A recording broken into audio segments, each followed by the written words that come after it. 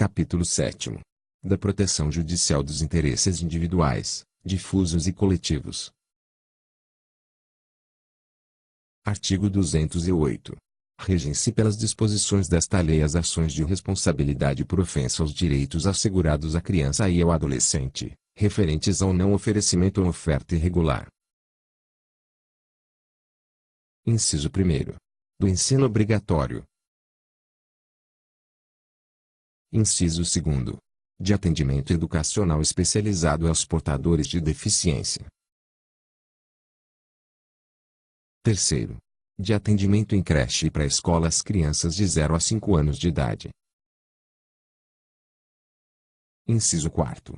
De ensino noturno regular, adequado às condições do educando. Inciso 5º.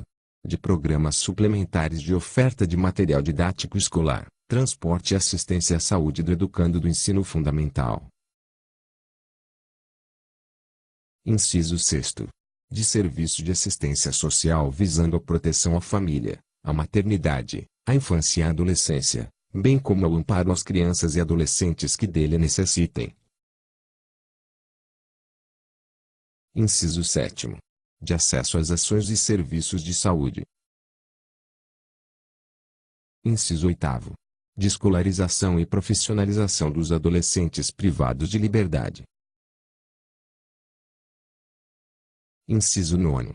De ações, serviços e programas de orientação, apoio e promoção social de famílias e destinados ao pleno exercício do direito à convivência familiar por crianças e adolescentes. Inciso 10. De programas de atendimento para execução das medidas socioeducativas e aplicação de medidas de proteção. Inciso 11. De políticas e programas integrados de atendimento à criança e ao adolescente vítima ou testemunha de violência. Parágrafo 1º. As hipóteses previstas neste artigo não excluem da proteção judicial outros interesses individuais, difusos ou coletivos, próprios da infância e da adolescência, protegidos pela Constituição e pela lei. Parágrafo 2º. A investigação do desaparecimento de crianças ou adolescentes será realizada imediatamente após notificação aos órgãos competentes, que deverão comunicar o fato aos portos, aeroportos, Polícia Rodoviária e companhias de transporte interestaduais e internacionais, fornecendo-lhes todos os dados necessários à identificação do desaparecido. Artigo 209. As ações previstas neste capítulo serão propostas no foro do local onde ocorreu ou deva ocorrer ação ou omissão, cujo juízo terá competência absoluta para processar a causa, ressalvadas a competência da Justiça Federal e a competência originária dos tribunais superiores. Artigo 210. Para as ações cíveis fundadas em interesses coletivos ou difusos, consideram-se legitimados concorrentemente. Inciso 1º. O Ministério Público. Inciso 2º. A União, os Estados, os municípios, o Distrito Federal e os territórios. Inciso 3º. As associações legalmente constituídas há pelo menos um ano e que incluam entre seus fins institucionais a defesa dos interesses e direitos protegidos por esta lei, dispensada a autorização da Assembleia, se houver prévia autorização estatutária. Parágrafo 1º. Admitir-se-á, litisconsórcio facultativo entre os Ministérios Públicos da União e dos Estados na defesa dos interesses e direitos de que cuida esta lei. Parágrafo 2º. Em caso de desistência ou abandono da ação por associação legitimada, o Ministério Público ou outro legitimado poderá assumir a titularidade ativa. Artigo 211. Os órgãos públicos legitimados poderão tomar dos interessados compromisso de ajustamento de sua conduta às exigências legais, o qual terá eficácia de título executivo extrajudicial. Artigo 212.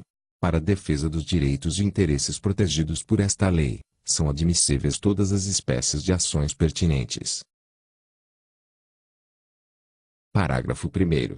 Aplicam-se às ações previstas neste capítulo as normas do Código de Processo Civil. Parágrafo 2º. Contra atos ilegais ou abusivos de autoridade pública ou agente de pessoa jurídica no exercício de atribuições do poder público, que lesem direito líquido e certo previsto nesta lei, caberá ação mandamental, que se regerá pelas normas da Lei do Mandado de Segurança. Artigo 213. Na ação que tenha por objeto o cumprimento de obrigação de fazer ou não fazer, o juiz concederá tutela específica da obrigação ou determinará providências que assegurem um resultado prático equivalente ao do adimplemento. Parágrafo 1º. Sendo relevante o fundamento da demanda e havendo justificado receio de ineficácia do provimento final, é lícito ao juiz conceder a tutela liminarmente ou após justificação prévia, citando o réu. Parágrafo 2º.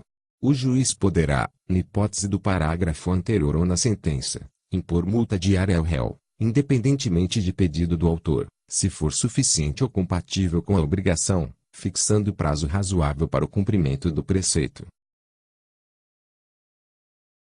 Parágrafo 3º. A multa só será exigível do réu após o trânsito em julgado da sentença favorável ao autor, mas será devida desde o dia em que se houver configurado o descumprimento. Artigo 214. Os valores das multas reverterão ao fundo gerido pelo Conselho dos Direitos da Criança e do Adolescente do respectivo município. Parágrafo 1º. As multas não recolhidas até 30 dias após o trânsito em julgado da decisão serão exigidas através de execução promovida pelo Ministério Público, nos mesmos autos, facultada igual iniciativa aos demais legitimados. Parágrafo 2º. Enquanto o fundo não for regulamentado, o dinheiro ficará depositado em estabelecimento oficial de crédito, em conta com correção monetária. Artigo 215. O juiz poderá conferir efeito suspensivo aos recursos, para evitar dano irreparável à parte. Artigo 216. Transitada em julgado a sentença que impuser condenação ao poder público, o juiz determinará a remessa de peças à autoridade competente, para apuração da responsabilidade civil e administrativa do agente a que se atribua ação ou omissão. Artigo 217. Decorridos 60 dias do trânsito em julgado da sentença condenatória sem que a associação autora lhe promova a execução, deverá fazê-lo o Ministério Público, facultada igual iniciativa aos demais legitimados. Artigo 218. O juiz condenará a associação autora a pagar ao réu os honorários advocatícios arbitrados na conformidade do parágrafo 4º do artigo 20 da Lei N. Indicador Ordinal Masculino 5.869, de 11 de janeiro de 1973, quando reconhecer que a pretensão é manifestamente infundada. Parágrafo único. Em caso de litigância de má-fé, a associação autora e os diretores responsáveis pela propositura da ação serão solidariamente condenados ao décuplo das custas, sem prejuízo de responsabilidade por perdas e danos. Artigo 219. Nas ações de que trata este capítulo, não haverá adiantamento de custas, emolumentos, honorários periciais e quaisquer outras despesas. Artigo 220.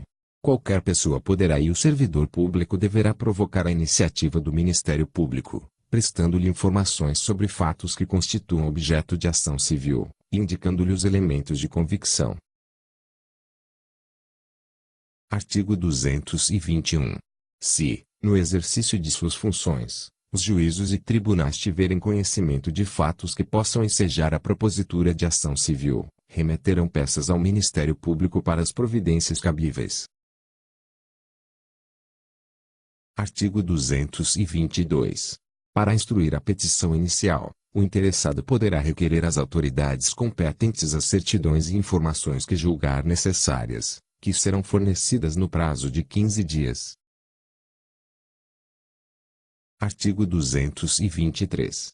O Ministério Público poderá instaurar, sob sua presidência, inquérito civil, ou requisitar, de qualquer pessoa, organismo público ou particular, certidões, informações, exames ou perícias, no prazo que assinalar, o qual não poderá ser inferior a 10 dias úteis.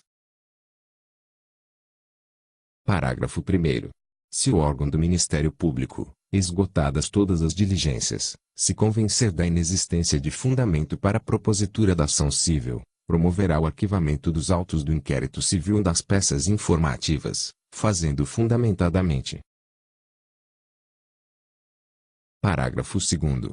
Os autos do inquérito civil ou as peças de informação arquivados serão remetidos, sob pena de se incorrer em falta grave, no prazo de 3 dias, ao Conselho Superior do Ministério Público. Parágrafo 3º.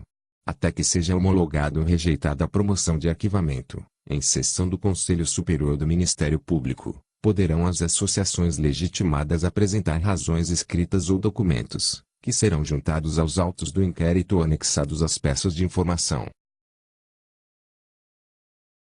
Parágrafo 4º. A promoção de arquivamento será submetida a exame e deliberação do Conselho Superior do Ministério Público, conforme dispuser o seu regimento. Parágrafo 5º.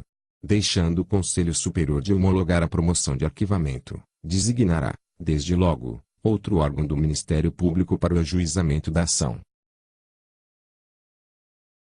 Artigo 224. Aplicam-se subsidiariamente, no que couber, as disposições da Lei N. Indicador Ordinal Masculino 7.347, de 24 de julho de 1985,